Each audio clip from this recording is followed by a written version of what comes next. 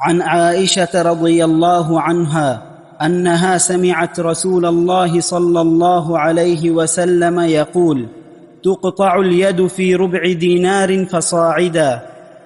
جو ام المومنین فرماتی ہیں کہ میں نے نبی علیہ السلام سے یہ فرمان سنا ہے کہ تقطع الید فی ربع دینار، کہ کم از کم زیادہ سے زیادہ اگر ربع دینار کا چوتھائی کسی نے چوری کر لیا تو اس کا ہاتھ کاٹا جائے گا.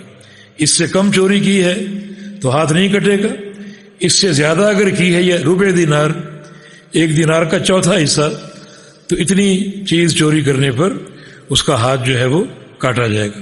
پیچھے آپ نے پڑھا کہ مجن، یہ ڈھال ایک شخص نے چوری کی اور اس کی قیمت 3 درہم تھی. ایک دینار 12 درہم کا ہوتا ہے اور اس کا چوتھائی حصہ 3 درہم ہی ہے. دونوں حصوں کا مضمون ایک ہی ہے کہ ربع دینار اگر کسی نے چوری کر لیا تو اس پر قطع ید کی سزا جو ہے اللہ کی حد قائم ہوگی، اس سے کم پر نہیں. یہ ان حدیث نے توضیح کر دی. قرآن میں مسروقہ مال کی تحدید مذکور نہیں. کوئی بھی سارق ہو، کوئی بھی چور ہو اور کچھ بھی چوری کر لے، کم کرے زیادہ کرے، 1 درہم کر لے 2 درہم کر لے، اس کا ہاتھ کاٹا جائے گا. لیکن حدیث نے تحدید کی ہے کہ ربع دینار، اس سے کم پر ہاتھ نہیں کٹے گا. ربع دینار اس سے زیادہ. تو یہ ان حدیث کا فائدہ ہے. بعض اوقات حدیث رسول صلی اللہ علیہ وسلم قرآن کے مطلق حکم کو مقید کرتی ہے اور قرآن کے ابہام کو دور کرتی ہے اور واضح کرتی ہے. یہ ایک اہم فائدہ ہے.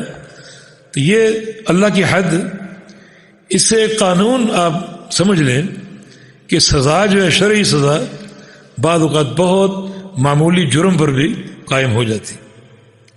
ہاتھ کی قیمت اگر کوئی کاٹ دے ہاتھ 50 اونٹ، اور اونٹ کتنے کا آتا آپ دیکھ لیں، کتنی مالیت اس کی قیمت بنتی. ایک انگلی کی قیمت 10 اونٹ ہے. لیکن یہی شخص اگر اسی ہاتھ سے صرف 3 درہم چوری کر لے تو یہ ہاتھ کٹ جائے گا.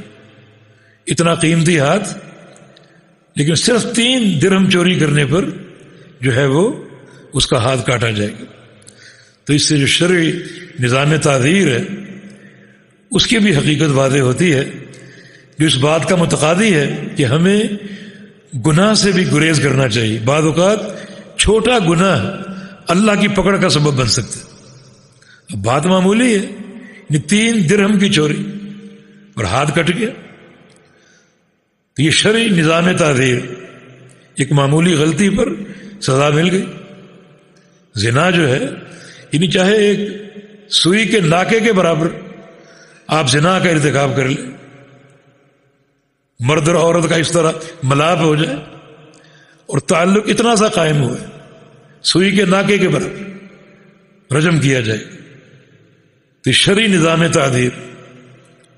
اسی لیے حدیث میں ایسے واقعات مذکور ہیں کہ چھوٹی غلطی پر جہنم کی سزا. ایک عورت کو بلی کی وجہ سے جہنم میں داخل کر دیا گیا. اس نے بلی پالی، اس کو کھلایا نہیں، نہ اس کو آزاد کیا، وہ بھوک سے مر گئی تو اللہ نے اس کو جہنم میں اس عورت کو داخل کر دیا. بلکہ نبی علیہ السلام کا فرمان ہے کہ میں نے دیکھا وہ بلی اس پر مسلط ہے اور اس کو نوچ رہی اور قیامت تک نوچتی رہے گی.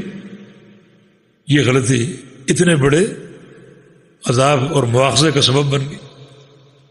نبی علیہ السلام کی حدیث ہے، ایک شخص زندگی پر نیک عمل کرتا لیکن موت سے قبل اس کی زبان پر کوئی جملہ یا بول جاری ہوتا ہے جو اللہ کو ناراض کر دیتا، اور اللہ تعالیٰ اسے اس ایک بول کی وجہ سے جہنم میں 70 سال نیچے پھینک دیتے.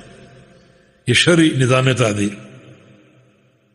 اور ایک اور نقطے پر غور کرو، زبان کا ایک بول اگر جہنم میں پہنچا سکتا ہے تو جو اکبر الکبائر ہے، سب سے بڑا گناہ شرک، وہ کتنا تباہ کن ہوگا، اس کا انجام کتنا بھیانک ہوگا. یہ زبان کے کلمات، زبان کا بول اتنے بڑے گناہ نہیں ہیں. شرک کے مقابلے میں. کبائر ہیں لیکن شرک تو اکبر الکبائر. تو اس کے ارتکاب پر انسان کس قدر سزا کا متحمل ہوگا. تو یہ باتیں غور کرنے والی ہیں اور یہ حدیث ہمیں اس کی دعوت دیتی. جی.